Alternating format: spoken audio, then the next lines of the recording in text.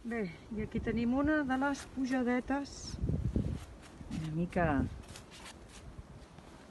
dificultat mitja, jo diria, per anar a nedar a dalt de tot del cim. Si esteu acostumats a grimpar o a fer senderisme, molt difícil no us ho serà. Els arbres són simplement espectaculars. Quan pugeu per aquí, procureu mantenir els genolls com si estiguéssiu esquiant. No respireu per la boca, feu-lo per la glotis.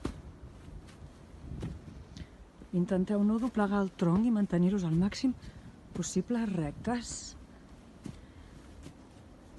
I treballeu cuixa, molta cuixa, gent. Aquí tenim uns altres que baixen amb gos inclòs.